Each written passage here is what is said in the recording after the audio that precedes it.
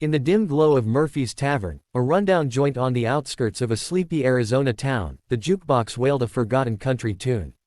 It was a Friday night like any other, truckers nursing beers, locals swapping stories, and the air thick with the scent of fried onions and spilled whiskey.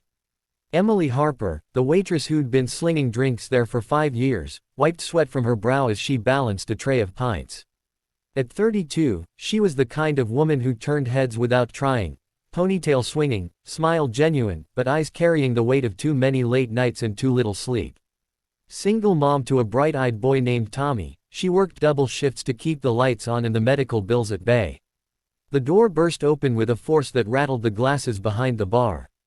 In stormed a crew of bikers, their leather vests emblazoned with skulls and flames, engines still rumbling outside like distant thunder.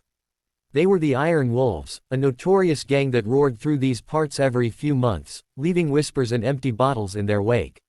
Leading them was Jax, Reaper, Malone, a towering man with a man bun, tattoos snaking up his arms like vines, and a stare that could curdle milk. The bar fell silent as they claimed the corner booths scraping chairs, laughter booming like cannon fire. Emily approached with her usual steady calm, notepad in hand. "What can I get you fellas? We've got a special on wings tonight." Jax looked up, his eyes locking on hers. There was something predatory in his grin, but Emily had dealt with worse. She took their orders, beers all around, shots of tequila, and turned to leave. But as she did, one of the younger bikers, a wiry kid with a fresh scar on his cheek, grabbed her wrist. "Hey, sweetheart, why the rush? Sit with us a spell." She pulled away politely but firmly. "I've got tables to tend to, hun.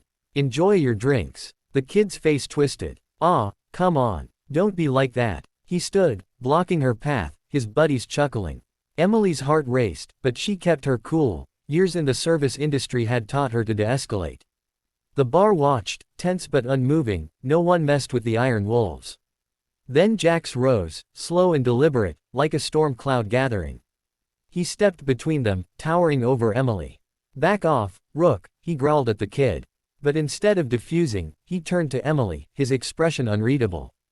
In a flash, his hand shot out, grabbing the collar of her white button-up shirt.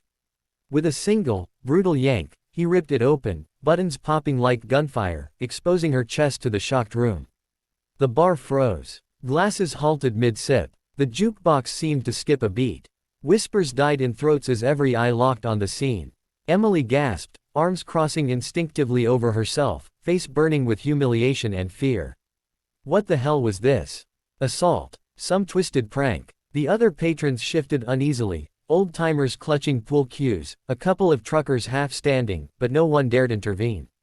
But Jax didn't move. His hand hovered, frozen, eyes wide as saucers. There, inked across Emily's sternum in delicate script surrounded by a faded anchor and eagle, was a tattoo, Semper Fi, for my brother, lost in the sand. Below it, a jagged scar ran from her collarbone down, pink and puckered, the mark of a surgery long healed but never forgotten. The room held its breath. Jax's face drained of color, his tough guy facade cracking like thin ice.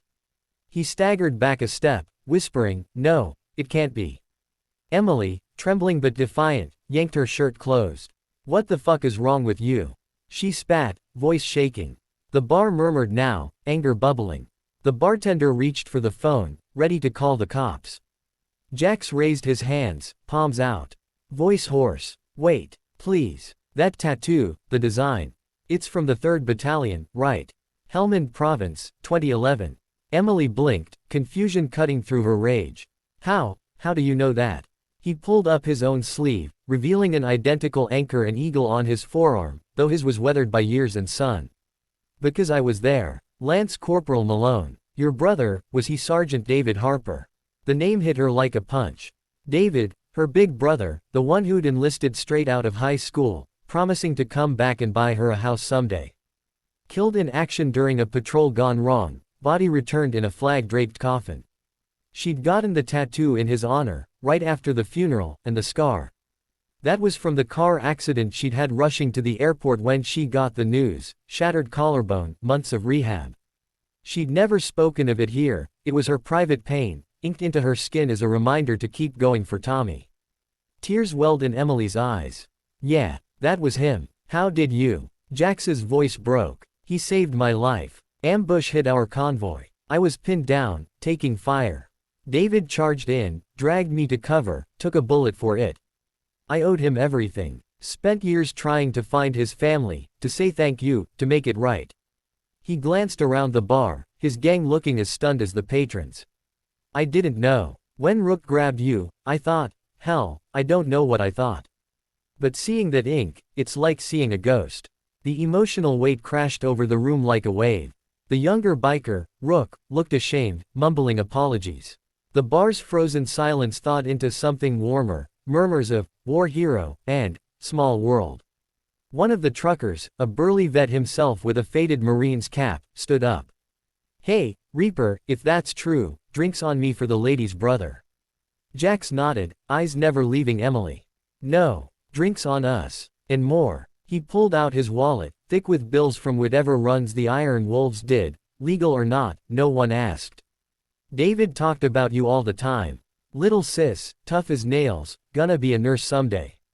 What do you need? Money. Help with the kid. Name it. Emily hesitated, pride warring with exhaustion. Tommy's treatments, leukemia, diagnosed last year, were draining her dry. Insurance covered some, but the copays, the travel to specialists, it was endless. I don't want pity, she said softly. This ain't pity, Jax replied, voice steady now. It's paying a debt. Selflessness like your brother's. That's what keeps us human. Let me honor that. The climax hit as the bar erupted. Jax's gang started passing a helmet around, stuffing it with cash. Locals joined in, 20s, 50s, even a check from the bartender.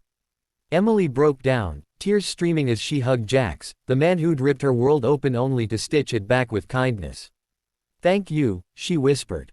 For remembering him. By the end of the night, the helmet overflowed with over $5,000, enough for Tommy's next round of meds and then some.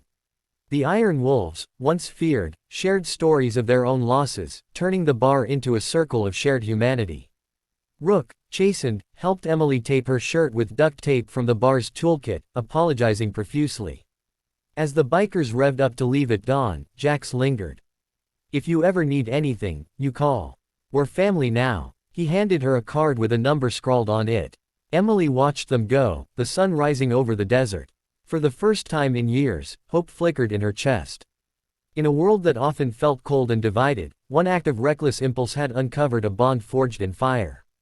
It reminded everyone in that bar, and beyond, that beneath the leather, the scars, and the tough exteriors, kindness could bridge the widest gaps. Selflessness wasn't just a word, it was the thread that wove us all together. And sometimes, it took freezing a whole room to thaw the hearts within. Tommy got better that year, thanks to the treatments and a community that rallied. Emily went back to school, becoming the nurse David always knew she could be. And the Iron Wolves. They rode a little lighter, carrying the story of the waitress who reminded them what it meant to be human. In the end, it's the unexpected connections that save us, turning strangers into saviors and pain into purpose.